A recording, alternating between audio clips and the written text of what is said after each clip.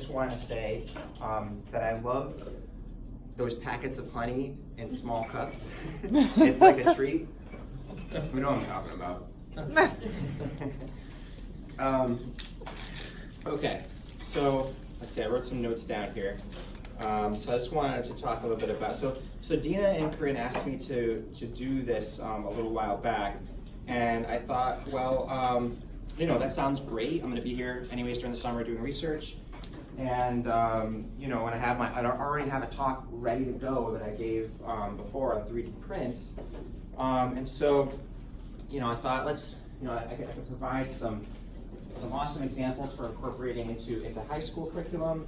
And then, as it got closer, I realized that that as far as high school curriculum goes, I really don't know anything about that. So I kind of revised this a little bit, and then I looked at the website here for SMI, and you know, the goals of the SMI, and those are super important questions. You know, what math should high school graduates know to succeed in college? You know, how to succeed professionally, and how to better learn the math. And I think that they all deserve to be answered. Unfortunately, I might not be the one to answer those questions. So I actually crossed this whole thing out and said, maybe instead I could provide you with some examples of things I did, and you could maybe be inspired and figure out something to do for your class, you know. And then I got rid of the word. I changed useful to not harmful, because I realized something that that sometimes you need to throw some, like, you know, these examples that I'm going to show you. They're for complex variables, boundary value problems, and we know there's a time and place for everything, right? And there's already a big stigma against math out there. Now, the last thing I want to do is I would want to for something that's daunting to turn anybody away from math, and so hopefully not harmful. And then I realized that, you know, maybe they could be harmful, and so this is what I ended up with. This is what I'm going to shoot for today, and I think this is a good goal. I've never had anybody die in my class before. This is actually what I shoot for when I teach my normal classes during the semester. One kid had a concussion because he fell asleep and tipped over in his chair, but it was a minor concussion, and he's okay now. He's fine. And I didn't know about it till after, and he didn't know about it till after. They told him he had a concussion. So that just sets a very low bar, and I feel comfortable now giving my talk. All right. Thank you for indulging me there. Okay, so I'll start this out. Oh yeah, there was something else I wanted to say here as well. The other thing is, I asked Corinne a few days ago about the audience, and she said that there's mostly going to be high school teachers. Now, is everybody, who's a high school teacher here? Everyone. Everybody is, okay.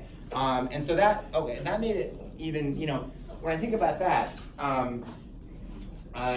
all of my inspiration comes from high school teachers, and so when I think about, you know, how I learned when I think about how I teach, I think back to my high school teachers, and so I hope that I have something that I can offer you, because certainly everything that high school teachers have offered me has been enormous, and so that's another kind of thing I wanted to put out there.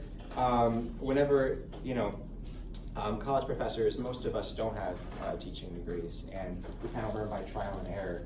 And so anything that you can, I would say, you know, I'll put my email up here, and we can also talk after the talk, but because if you want any information, the website's kind of in flux right now, but you can ask me for stuff, or send me stuff if you want to, because what I'm looking for is ways to engage the students, and I think that you know, the stuff that I'm doing in class might seem novel for a college math class, but I'm guessing it's stuff that you're kind of hands-on stuff I'm doing is probably stuff you're already doing in a lot of your high school classes. Because I remember that from high school myself. I don't remember that at all from college. I remember it being pretty cold. I mean, I went to Clarkson, which is a lot of lectures, so I remember it being a lot of, you know, just cold, hard facts, and, you know, you had to figure out how to make yourself excited about the material. And so what I'm doing is I'm basically trying to take the philosophy that I remember from my high school teachers and bring it, you know, so it might not seem as novel as it does, to RIT, because of what it's just, contrasted against. So to get into the 3D printing part of this, there's this famous quote: "Picture is worth 1,000 words," right? And so then there's the other quote: "A 3D print is worth 1,000 by 1,000 by 1,000 words," right? Take one nonsensical quote, which makes no sense. The first quote doesn't make any sense at all if you think about it, right? Because what does that even mean? And then this one makes even less sense, right? So that's from me, So that's not really. So you could say that's famous if you want to. So I'm gonna try to go around. I probably will use up an hour just from stopping and ranting about stuff. So and ask me questions if you want to help me fill up the hour. But I'm fine to do that. That's fine. I tell the students that as well. I say, if you want less material on your exam, make sure to ask me questions during the class. It'll work.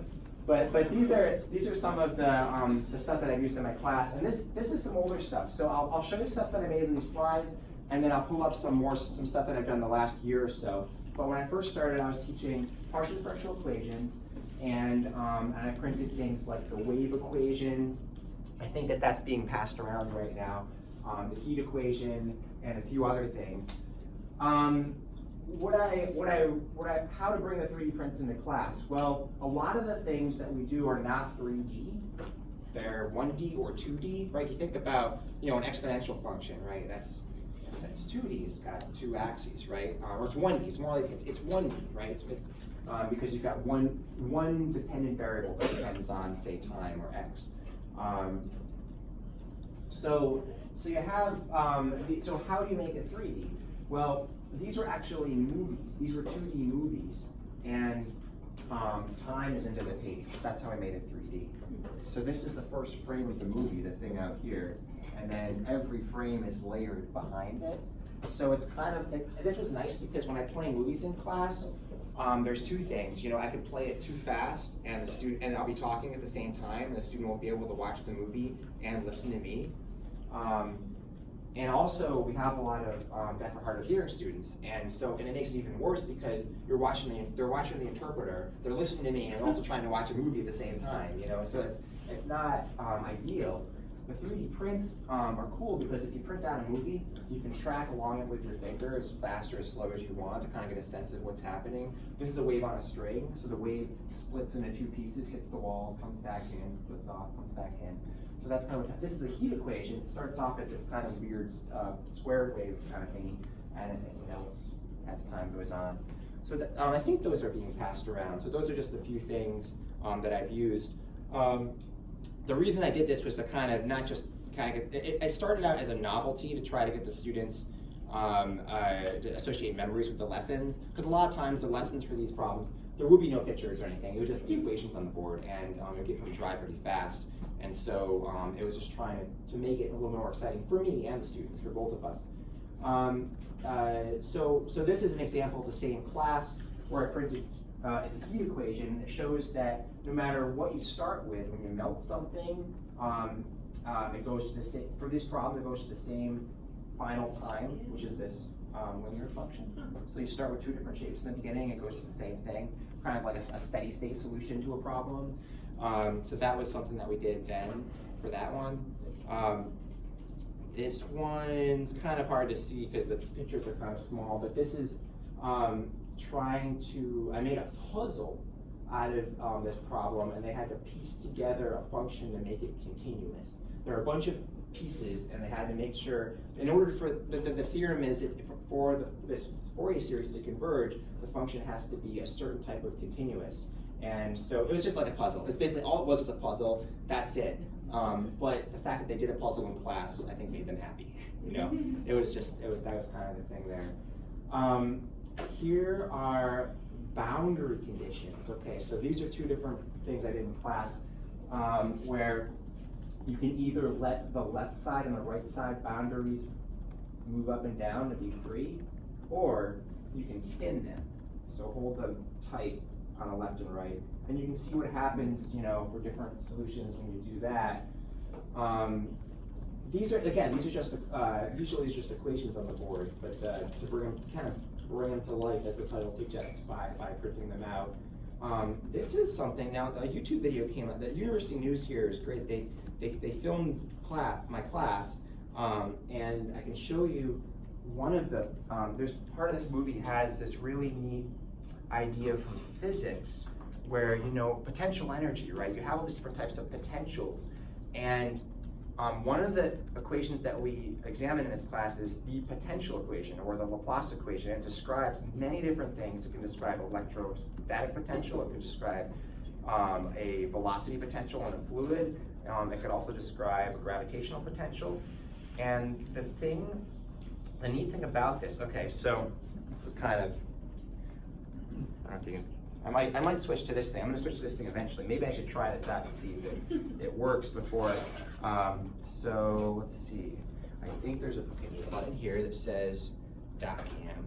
So if I push .cam, then wow, that was a lot easier than I thought it was going to be. That's great.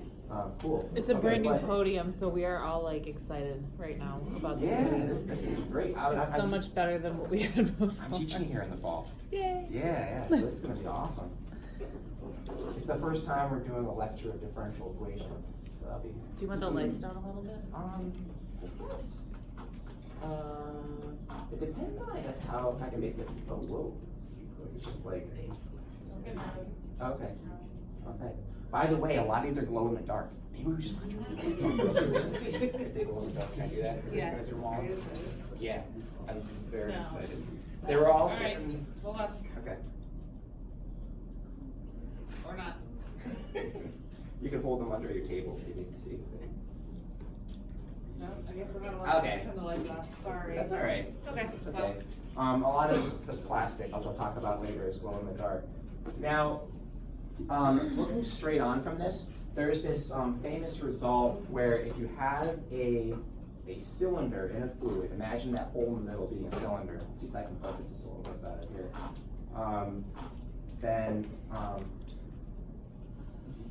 If you put dye into a flow around that cylinder, it'll follow these really nice streamlines around the cylinder.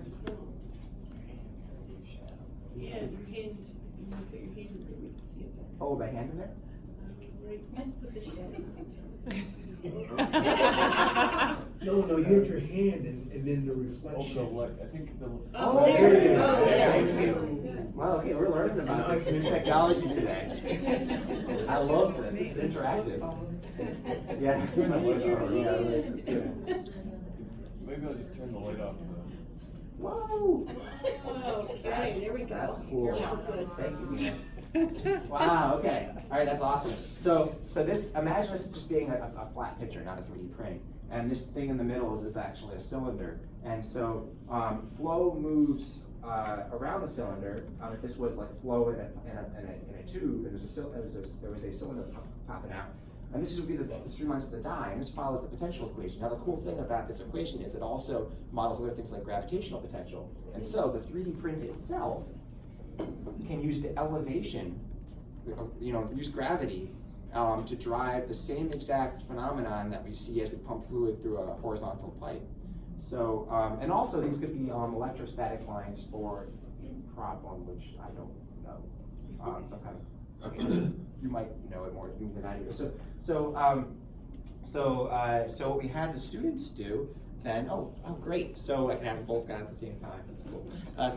So this is the video where we had them pouring water on these to watch them, and they actually did the math, and they were able to draw. Now I didn't use this famous one because it would be super difficult for them to solve by hand, but I found one that they could solve by hand, and this might be been passed around. I'm not sure.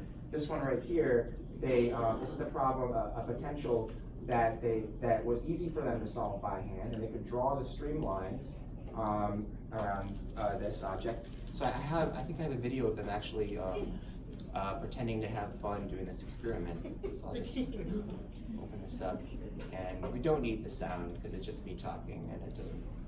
Let's see. Oh, this is them doing the puzzle. Okay, I'm going to turn the sound down because I'm going to talk over it. They're doing the puzzle there. And I'm talking about doing the puzzle. And there, okay, so there's the velocity potential. They're back to the puzzle again. Good job editing this thing. There I am after not many hours of sleep. And then, okay, and there's putting the puzzle together. Okay, oh, this is something I want to talk about later. Okay, I'll come back to that later. There's the 3D printer. Remember, this is only 200 something. There it is. Okay, so they're pouring water over that, and they're watching the path of the water, and they were drawing that, and then they compared it with the solution that they generated by hand, and they were able to see the streamlines. Now, the one thing that I want to show you here, since I have them smoothie up, is I'm making this. Actually, I could just show this to you. I have it up. I don't have to show you the video of me doing it. I could just do it because it's right here. One of the things that I printed for just for fun are these fractals. We use them for prizes. We have an integral competition here every February, and I printed some of these for prizes for those that won the integral competition.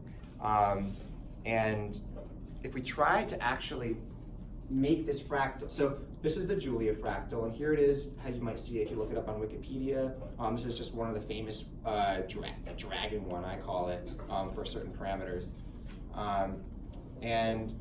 But if you make, these are the colors, and these colors represent just a quantity that's in it. And if you make those colors elevations, it looks like a bunch of spikes. But if I play this again, did you see that melting? Did you see it kind of melt a little bit? I'll just play it again so you can see it melt a little more. When you first see it, it's a bunch of spikes. And the 3D printer can't print those spikes because the resolution, I mean, I only have a $200 printer, so it can't print those spikes. You know, it doesn't have a nozzle that's small enough. So the neat thing about that is you can use math. What you do is you can take every single cell and replace it with the average of its neighbors. And this is basically diffusing it or melting it, mathematically melting it. See, that's what's happening right there.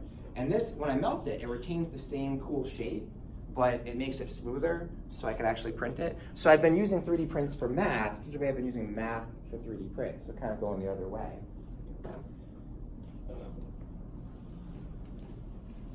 Okay, so that's just, that's that. Let's see if I can, I'll go back to this now. Again, if you have any questions along the way, just let me know, because I don't have any order. You're not going to throw me off in an order, because I have no order here. Don't worry about that. Okay, so this is something cool. So I made it so they solved the problem on their homework, and kind of they get a little bit of exercise. They go over to the, there's a room that has a window on a corner upstairs, and you can look at it, and we made this little math gallery. And they can check to see if they got the right answer on their homework by checking out the 3D print that's in the math gallery. Of course, what they usually do is they just go take a picture of it, you know, immediately. Yeah, so I didn't think that through quite enough. And then they send it to all their friends, right? But anyways, this is some stuff that was displayed in the math gallery, some things that they've solved. And I usually get more excited about it than they do. How do I make these prints? Well, okay, first I should say, remember the wave equation? I told them, I said, for fun, you know, this is a Gauss bump here, and I said, for fun, why don't you give me shapes, and then we'll propagate using the wave equation or melt them with the heat equation. And I thought that they were going to write down functions like parabolas and linear functions or logarithms or whatever. And one person, he was a wise ass, he just drew the Batman symbol. So I'm like, you know what? That's fine. I'm going to give you the crazy complicated function that is the Batman symbol. It's a piecewise function. It's 20 pieces, but you can have it. You know. So I did that. I didn't make them solve it. It was for extra credit, though. I do have a heart. I didn't actually make them solve it, but I check that out, right? You know, this is something I could share this with you. If you email me, you know what this function is. You could look at it, right? You can see there's 1, 2, 3, 4, 5, 6, 7, 8, 9. Well, there's really 1, 2, 3, 4, 5, 6 functions, and then it just flips across the axis, right? Yeah. But you can see those are very elementary functions, you know, that you can put together, you can piece together to make Batman. Yeah, and I tried to make it just like the student drew it too. He drew this specific era of Batman, and I wanted to replicate the one that he drew. Right. I don't know which era that is right there. I don't think it's the Christopher Nolan one, because I looked at that one. I was looking different. Anyway, so that's different times. This is the mesh plot here of making time a third variable. That's what we do. That's what I do with 3D prints. Oh, wait, did I see it? Okay. And then these are so all of these. When I feed this into my 3D printer, the file format is .stl. And has anyone here been doing some 3D printing at all? If you start a 3D printing adventure, everything you want to do is you want to convert to a .stl file. Now you don't have to make them yourself. And there's this really nice website that Thingiverse. Has anyone heard of that before? Where you can type in anything you want and they'll give you an STL file for it. Just give me something like from pop culture or whatever. What do you think? Tell me. I'll just type it in. I'm sure. I bet there's a 3D print file for it. A unicorn. A unicorn. Okay. I bet there's gonna be a lot of unicorns. Check it out. So you can click on any of these things. It'll give you the file. You can send it to a 3D print file and print it yourself. So yeah, Thingiverse is what it's called. So so you don't have to make these things yourself. Thingiverse. I'm constantly going on there and trying to find. I printed like Falcor's Luck Dragon from Neverending Story. Remember that? Like they never made a toy for that. Why would they make a toy for that? So they made an STL file for it up here. So I printed that. I printed the baby monster thingy from Stranger Things. Remember when it was a baby, like whatever that thing is called? The slug thing. Yeah. You printed that? I printed that, and it freaks the students out. That's in my office. Yeah. But yeah, I got that from this website. So you don't have to make, so if you get this 3D printer, I'll talk more about that, the logistics a little bit. I have a slide for that. I did make a slide for logistics of doing this stuff. All right, so yeah, I make it in I make my stuff in MATLAB, but you can also use Mathematica, Maple, or don't do any of this. Go to Thingiverse and type math thing, and it'll pop up with a math thing. But if you want to make them yourself, like I made this myself. I made this in a program called MATLAB that we use here, and then somebody already made a converter to change it from the mesh plot to an STL, and then I printed it, and I got this really cool picture with a shadow on my window. So I put that there. That cool. And no, these are cool. So snowflakes, I made these. That was fun. I think those are being passed around. Yeah. Yep. The fractal I talked about. Okay, so this is something. One of my students, sometimes when I 3D print things, I'll notice things that I would have never noticed if I couldn't hold it in my hand. And one of these things is this. These are two Riemann surfaces, they call them, the rotations and the complex point of this function. And I printed them. They were two different sizes, but I thought if they were the same size, would they fit together? So I printed them the same size, and they fit together. And I don't know why they should fit together or anything, but I wouldn't know that if I didn't print them. So there's probably some kind of math theorem of why these two things fit together. So that's something that, yeah, it's kind of cool, right?